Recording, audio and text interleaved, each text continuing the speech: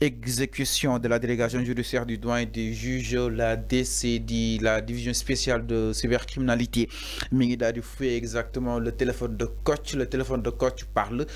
plus d'une centaine de vidéos ñu daal di koy gis li nga xam ne que moo di téléphone Kocc. En tout cas ça bouge du côté justement de ces appareils maanaam téléphone MacBook entre autres waaye ki nga xam ne que moo di Kocc moom waxul. jàpp na ni du moom donc c'est le calme si li nga xam ne que moo di Kocc donc nag turam di ki nga xam ne que moo di El Hadj Babacar Dioum El Hadj Babacar Dioum il a été extrait de sa cellule pour ñu daal di exploiter li nga xam ni itam ñeel na wàll wi naka noonu itam donc daal di delluwaat tey suba présenté au doyen du juge le même jour. di ko daal di édifié aujourd'hui si soor moom ki nga xam ne que moo di El Hadji Assane Demba ñu daal di koy mouillé jusqu'au cou avec de nouvelles révélations explosives par rapport ak wàllu wu ni mel donc tey jii nag il a été extrait de sa cellule di ko daal di présenter exactement le doyen des juges ñu daal di xool ki nga xam ne que moo di El Hadji Babacar Dioum am na yoon ak wala yoonal lan lay daal di war a mën a décider si moom en tout cas donc ça bouge du côté de ses appareils machines et entre autres mais de son côté c'est le calme plat. nangul wax concrètement par rapport ak wàllu wu nu mel alors naka na daal di jàngatee mbiru ki nga xam ne que moo di El Hadj Babacar Dioum ñu ko gën ko xamee si li nga xam ne que moo di Kocc man ni kon de plus en plus gis neen li nga xam ne que moo di justement taxawaayam waaye itam jàpp ni ba tey du moom concrètement. Oui, ce dossier-là est loin d'être fini. C'est parti pour durer. Ce dossier-là va durer très longtemps. Il faut ngeen xam loolu parce que dañ koy placer dañ koy yóbbu instruction te instruction bi. Nous avons bon 6 mois là. Regardez le moment là. Chaque jour, il y a des éléments qui baissent.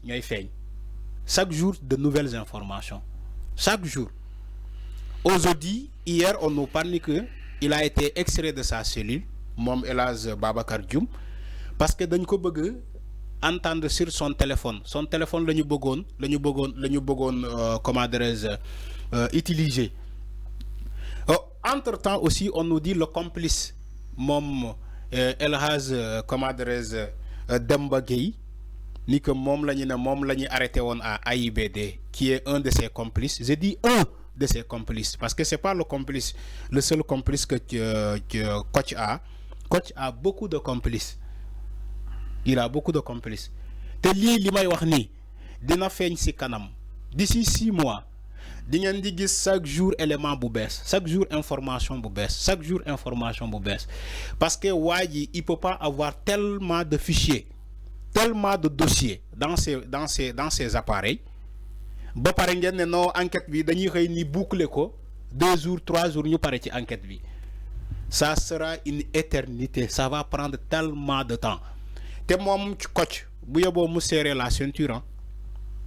bu yeboo mu serrer la ceinture moom Kocc Barma il va durer en prison parce que ñoom lu ñuy manigancé nii ci seen téléphone dinaa nu wooye Kocc lan la déclaré woon da ngeen ubbi sama machine sans mon consentement loolu la wa police da ngeen ubbi mes appareils sans mon consentement xam nga loolu ils veulent déclarer ni que la procédure est nulle il y a vice procédural. Mais madame, avant d'utiliser ces appareils, la police devait lui consulter d'abord, consulter son avis. Mais de fait, quand la police arrête un délinquant, on n'a pas besoin de lui demander oui, la clémence, non, non. La police, les enquêteurs, ils exploitent les moyens peut-être dañoo jàpp ne bu ñu duggee ci ces moyens là dinañu am le résultat escompté mais duñ la nekk fii di la traiter comme jéeg wala lan nan c'est ce que Kocc Barma veut que la police lui traite comme ça même si il a des droits d'accord mais il faut que mu xam ni il a terrorisé ce pays dañ ko jàppee comme un terroriste mais pour nga xam ni police terroriste lañ ko considérer il faut regarder la scène d'arrestation. Keroog bu ñu demee pour arrêter ko mais ils ont utilisé la BIP ils ont activé la BIP encagoulé armé jusqu'aux dents c'est comme si ils vont en guerre pour jàpp moom El Hadj Babacar Dioum mais ces arts d'arrestation xam nga kan la ñu koy arrêté un terroriste la ñuy arrêté ci forme boobu mooy activer les cellules d'élite les corps d'élite parce que la BIP c'est un corps d'élite comme la GIGN ñoom ils se déplacent pas pour un rien mais regarde comment ils ont allé accueillir cueillir ce Babacar Dioum là chez lui à 6 heures du matin foofu ngay xam ni Kocc foofu la war a xam ni que on lui considère comme un terroriste un fugitif un délinquant un malfaiteur un bandit parce que on nous dit que oui actuellement l'état de sa psychologique il a peur oui il dit des choses yoo xamante loolu c'est du bluff c'est de la manipulation Kocc Barma bii nii moo gën a dëgër mémoire que quiconque il joue avec la police il sait que il est parti pour être très longtemps pour faire très longtemps la prison parce que day yàgg ci kaso bi mënuñu laa wax 5000 plaintes tout récemment on te dit diggante 48 heures 72 heures 65 plaintes ont été déposées diggante 48 heures 72 heures 48 heures ils ont déposé 65 plaintes te 65 plaintes yooyu bokkul ak les 5000 plaintes yoo xamante ne moom lañ ko déposé woon dès le départ même si Sénégal di def cumul de plaintes comme les États-Unis mais il faut nga xam ni que Kocc Barma bi lu mu bon dina def plus de 15 ans 10 à 15 ans de prison donc loolu mooy information bi boo xamante ne sénégalais war nañu ko am si excepté l'extrait comment dire keroog bu ñu ko extrait ci cellule am pour ñoo présenter ko au juge d'instruction le procureur pour ñu wàcc ay téléphone am parce que tout c'est le téléphone dégg naa Cheikh Omar Touré di naan ni que oui il a été victime de la société avant d'être le victime de la société mooy maanaam dafa am lu mu dund woon dans sa vie balaa muy dugg ci ay kabal yu mel nii mais loolu ça n'explique pas police xamul loolu naan way man j'ai été traumatisé dans la société avant may décider di def lii waaw mën nga ko wax mais police xamul loolu du alibi même si il a été victime de la société maintenant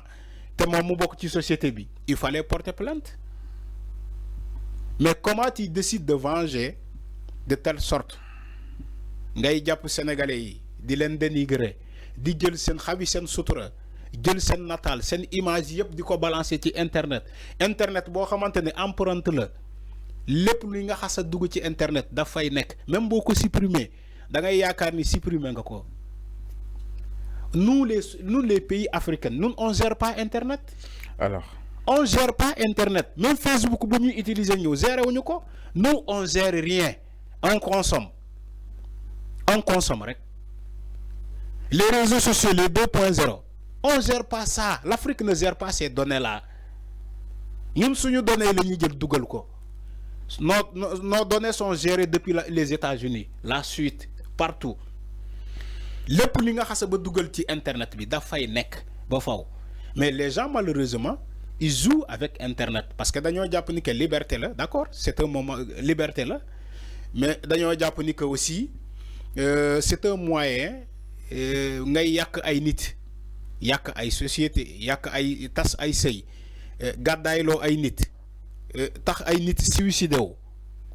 Kocc Barma tey démb jox nañu ma information ma daanelee foofu man dama ne amul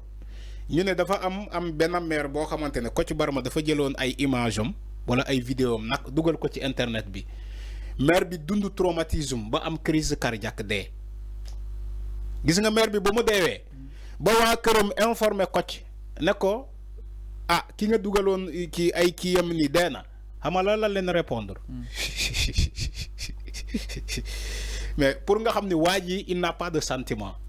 il le faisait avec amertume. mu réclamer leen xam nga am lan la ne jox leen ma ko ci moom mu dee xam nga sërëm la ne jox leen ma sër bi comme ça ma supprimer éléments yi mais masawu baaloo leen ne jox leen ma lii nii ma supprimer loolu mooy tax ma supprimer photo yi. jaxal voilà. pour nga xam ne waa ji il n'a pas un cœur. il n'a pas de sentiment. mi ngi noonu miro li nga xam ne moo di justement Kocc Barma